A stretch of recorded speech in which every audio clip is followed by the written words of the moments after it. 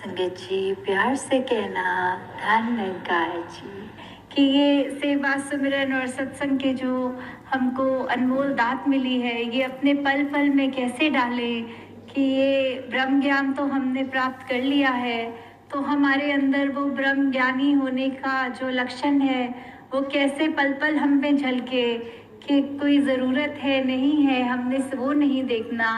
जैसे उदाहरण के तौर पे हमें अगर अपने कोई मित्र से इसलिए बात नहीं करनी होती क्योंकि हमें उस समय उसकी ज़रूरत है, पर हमारी कोशिश रहती है कि उससे हर दिन ऐसे ही बात कर ली जाए थोड़ी, चाहे कोई विशेष वो मुद्दा भी ना हो, फिर भी उस पे बात कर लेते हैं कि बस ये हर दिन करना है, सिर्फ सुख या दुख में नहीं।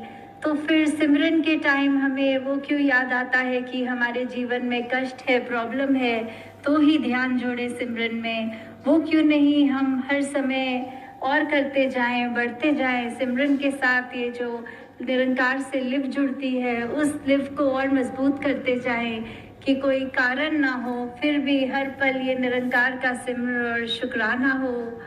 और जैसे कहीं पे भी ये भी आजकल ग्राउंड में देखा जा रहा है कि कैसे हम जब अपनी पेशेंस का भी जहाँ वो प्रमाण दिखा रहे हैं, चाहे लंगर की लाइनें होती हैं, सेवा के लिए लाइनें होती हैं, तो उसमें भी हालात जैसे भी होते हैं, हमें अपने आप को उस तरह अडॉप्ट करके एक अडेप्टेशन वाली बात कि हमें उस माहौल में कैसे ढलना है। चाहे घरों में हमारे सुख आराम होते हैं, इधर वो सुविधाएं नहीं हैं, फिर भी एक दूसरे को कैसे वो प्राथमिकता देनी है। हमें एक अगर लाइन में है, एक कायदा है, एक डिसिप्लिन है, तो उसमें कैसे रहते हुए कि वो एक माहौल भी ना खराब हो और हमारे को अपने मन में भी वो काबू रखते हुए कि चाहे भूख प्यास ज़्यादा भी है, फिर भी ये कतारों में चाहे लंगर की हो या कहीं भी वो एक सुविधा तुरंत नहीं है, उसमें भी कैसे अपने आप को ढालते हुए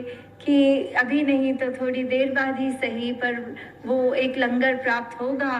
कुछ खड़े भी हो रहे हैं संगत के बाद या और कतारों में, तो एक वो हबचड़ वाला रूप नहीं, एक मर्यादित रूप, एक ये डिसिप्लिन रूप में ही हमें आने वाले समाज प्रचार की जो बात है वो हमने इसी तरह करना है कि अपनी छोटी छोटी सी चीज़ों में भी हमें वो डालकर कि अगर हमारे अंदर एक प्यार है वो हर हमारे काम में झलकेगा। फिर हमको वो इरिटेशन कह लें या वो एक किसी का कुछ भी करना हम पे वो असर नहीं करे उस तरह कि किसी ने ऊंचा नीचा भी बोल दिया तो भी मन में बस सिमरन करते हुए जहाँ उसके भले की कामना करनी है कि दातार कृपा करो, वो जैसे नेचर का है उसका भी नेचर में सुधार हो जाए, व्यवहार में वो तब्दीली आ जाए। और हमारे को अगर उसने वो ऐसे वचन बोल ही दिए तो हम अपने अंदर ये तुलना करके देख लें कि ये अगर हमारे भले के लिए हैं तो ज़रूर, चाहे वो गुस्से में बोले गए हैं या प्यार में, अगर हमारे भलाई के लिए हैं तो हम वो अपने वचन को मानते हुए अपने वो कर्मों में ढालें। और अगर लग रहा है कि नहीं तो उसको बेनिफिट ऑफ डाउट देते हुए कि कोई वजह से अगर उन्होंने ऐसे गुस्से में ये कह दिया जो कि ठीक भी नहीं था, ऐसा तो हमने किया भी नहीं, फिर भी उस चीज़ के लिए अगर डांट पड़ गई है तो कुछ भी ऐसा समझ कर कि बस ये निरंकार उसको भी जहाँ एक ये सुखदाई करे, उसका भी जीवन, उसको भी मन में ये तसल्ली दे कि ये ठंडक दे, वहाँ हमारे को भी ये याद रखते हुए कि हमें अपने स्वभाव में वो चिड़चिड़ापन नहीं रहना।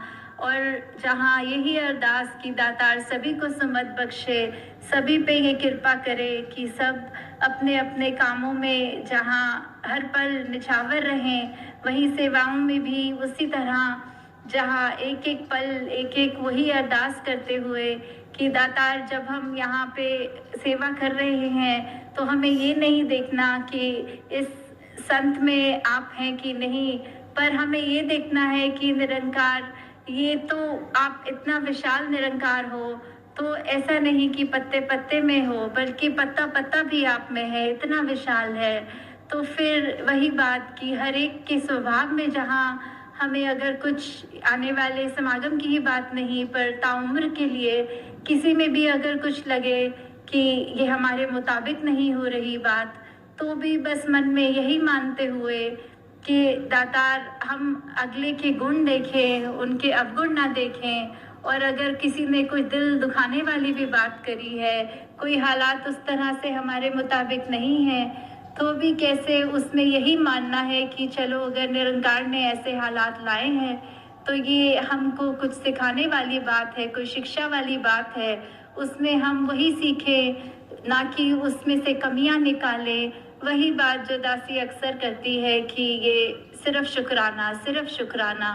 तो जो चीज़ें नहीं भी ठीक, जैसे वो बात होती भी है कि एक सिल्वर लाइनिंग की बात होती है कि every cloud has a silver lining, जहाँ कुछ खराब है उसमें से कुछ अच्छा भी दिखेगा। तो अब हम इतने ब्रह्म ज्ञानी, जब हमको ये ध्यात मिल गई है, ब्रह्म ज्ञानी बन गए हैं, तो हमें वो सिल्वर लाइनिंग ढूंढनी नहीं, वो अच्छाई ढूंढनी नहीं, बल्कि हमको अपने कर्मों में ऐसा बनना है कि हम खुद वो सिल्वर लाइनिंग बन जाएं, कि सब हमें जब देखें तो वो उम्मीद, वो एक अच्छी फीलिंग, एक अच्छी भावना के साथ हमारे को देखकर वो समझें कि कैसे एक यही शुक्राना भाव, जो ये सहज अवस्था है, वो हर एक के मन में आए। तो दासी और ज़्यादा समय नहीं लेगी आप सबका, इन्हीं शब्दों से आज्ञा लेते हुए आगे वाले आने के समय में और भी जहाँ ये समय मिलेगा दासी को अपने भाव आपके चरणों में रखने का, तो इसी रूप में कि ये पल पल हमारा सिमरन सेवा सत्संग ही बन जाए। हमें ये भी ना अलग से अपने आप को याद दिलाना पड़े कि हमने काफ़ी समय हो गया सिमरन नहीं की, पर जैसे हर श्वास से ही वो सिमरन वाला भाव निकले, हमारा किरदार ही सिमरन बन जाए। साथ संगत जी, धन्यकार जी। साथ संगत जी, प्यार से कहना धन्यकार जी। साथ संगत जी, दासी आप जी के चरणों एक कहानी रखने जा रही है, जिसका हेडिंग है साथ संगत जी, कर्ज वाली लक्ष्मी। साथ संगत जी, कृपा करना।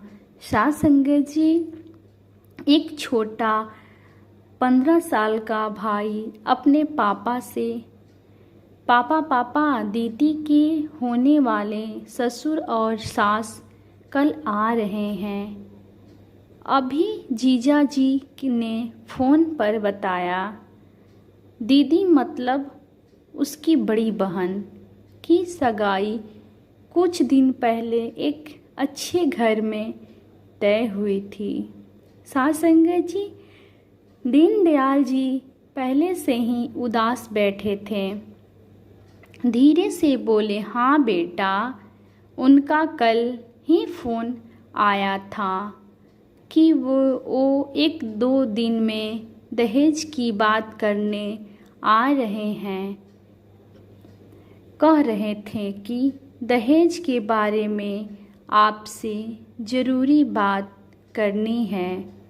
बड़ी मुश्किल से यह अच्छा लड़का मिला है। कल को उनकी दहेज की मांग इतनी ज़्यादा हो कि मैं पूरी नहीं कर पाया तो। साथ संगत जी, कहते कहते उनकी आंखें भर आई।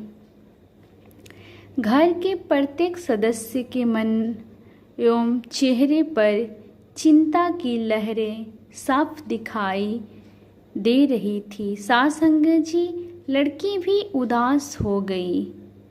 खैर, अगले दिन समधिन आए।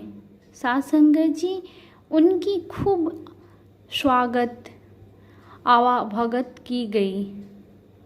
कुछ देर बैठने के बाद लड़के के पिता ने लड़की के पिता से कहा, दीनदयाल जी, अब काम की बात हो जाए। साथ संगत जी, दीनदयाल जी की धड़कन बढ़ गई और बोले, हाँ हाँ समधी जी, जो आप हुक्म करें। साथ संगत जी, लड़के के पिताजी ने धीरे से अपनी कुर्सी दीनदयाल जी और खिसकाई। साथ संगत जी, और धीरे से उनके कान में बोले, दीनदयाल जी, मुझे दहेज के बारे बात करनी है। सास संगत जी, दीनदयाल जी हाथ जोड़ते हुए आँखों में पानी लिए हुए बोले, बताइए। सास संगत जी, समधी जी, जो आपको उचित लगे मैं पूरी कोशिश करूँगा। समधी जी ने धीरे से दीनदयाल जी का हाथ अपने हाथों से दबाते हुए बस इतना ही कहा, आप कन्यादान में कुछ भी देंगे या ना भी देंगे, थोड़ा देंगे या ज़्यादा देंगे, मुझे सब स्वीकार है, पर कर्ज लेकर आप 1 रुपया भी दहेज मत देना, वो मुझे स्वीकार नहीं है। सास संगत जी, क्योंकि जो बेटी अपने बाप को कर्ज में डुबा दे वैसी कर्ज वाली लक्ष्मी मुझे स्वीकार नहीं। सास संगत जी, मुझे बिना कर्ज वाली बहू ही चाहिए, जो मेरी यहाँ आकर मेरी संपत्ति को दोगुना कर दी।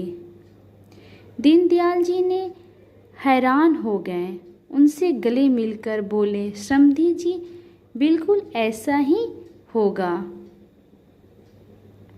सास संगत जी प्यार से कहना, धन्यकार जी।